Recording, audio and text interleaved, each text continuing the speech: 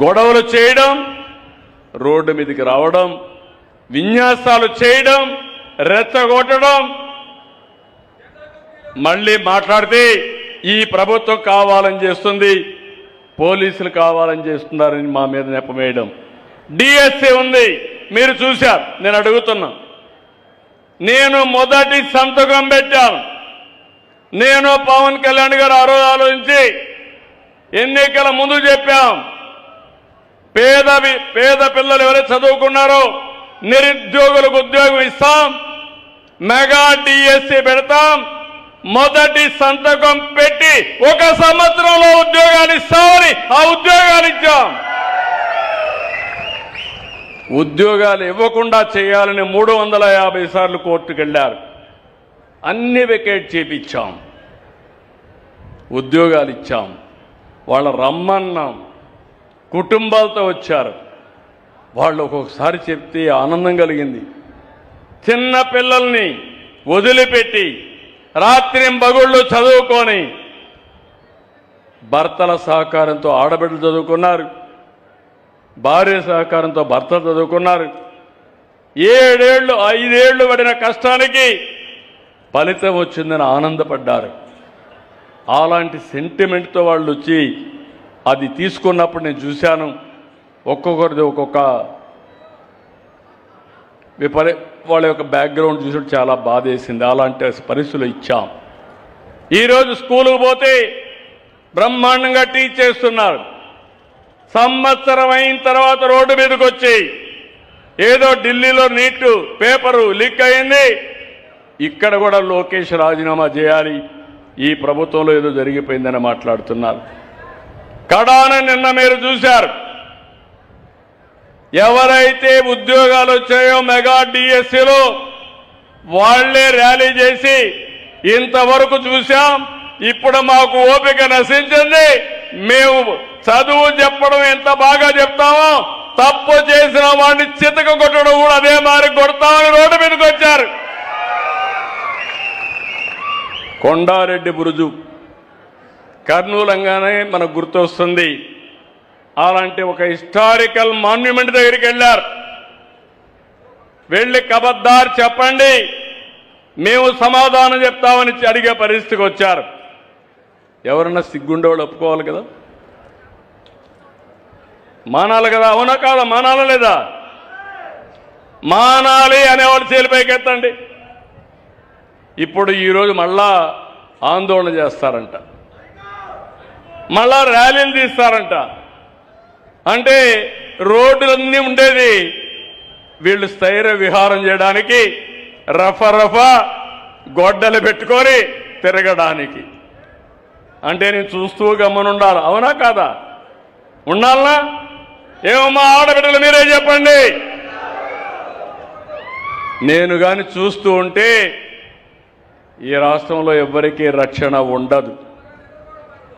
నిద్ర పోనీరు. ఊరికొక rowdy, పేటకొక rowdy, గంజాయి batch అందరినీ తాగించి మీకు నిద్ర బట్టని రాత్రులు తయారు చేయడానికి ప్రణాళికలు తయారు చేస్తున్నారు. అదే నా బాధ. నేను ఎన్ని పనులైనా చేయగలుగుతాను.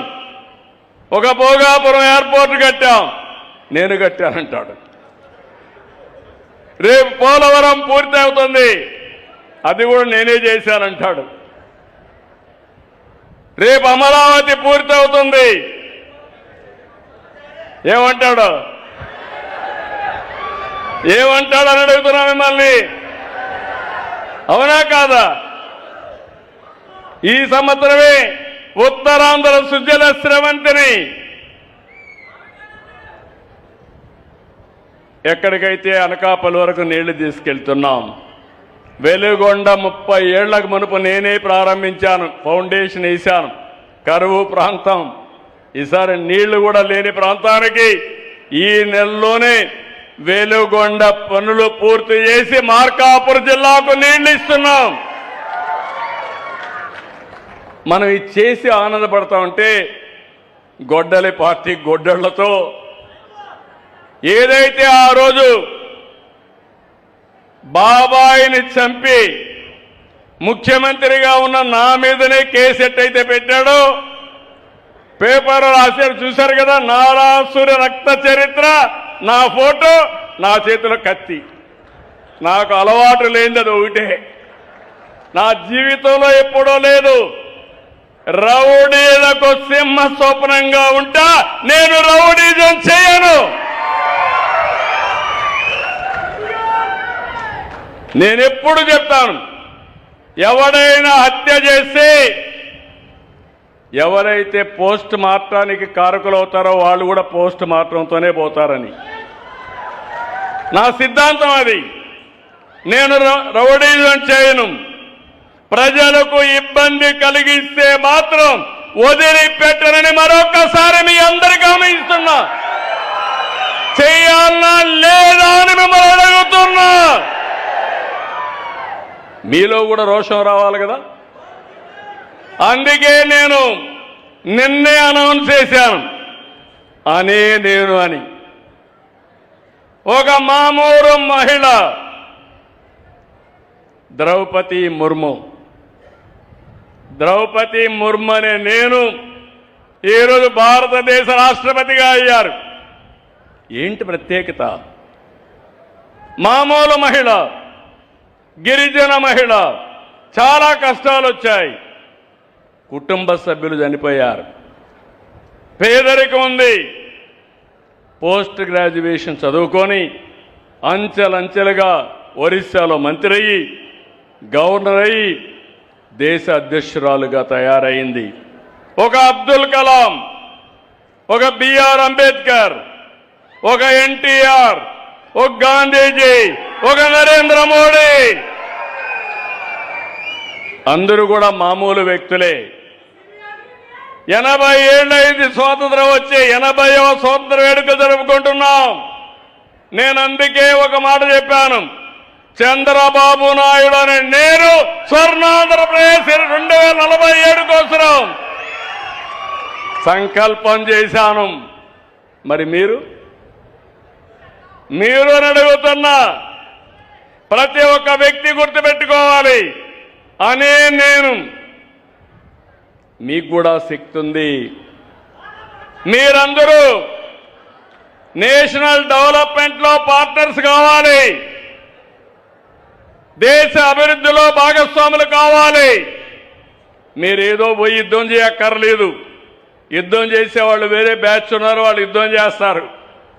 కానీ మీరు చేయాల్సింది, ఒక రైతు ఎరువు తగ్గించి, క్రిమి సంహారక మందులు తగ్గించి, కెమికల్ ఫెర్టిలైజర్ తగ్గించి బ్రహ్మాండంగా వ్యవసాయం చేస్తే, ఏ తమ్ముడు నవ్వుతున్నావు, బాగా వ్యవసాయం చేస్తే మీరు కూడా దేశం కోసం పనిచేసినట్టే. ఒక రైతు, అక్వా రైతు, బాగా మీరు చేపలు పండించి విదేశాలకు ఎగుమతి చేస్తే, ఫారిన్ ఎక్స్చేంజ్ రిజర్వ్స్ కానీ సేవ్ చేయగలిగితే, సంపాదించగలిగితే, అదే నిజమైన దేశభక్తి అని మరొకసారి మీకు విజ్ఞప్తి చేస్తున్నా. అందుకే నేను అడుగుతున్నా మిమ్మల్ని, ఏ పనైనా చేయండి.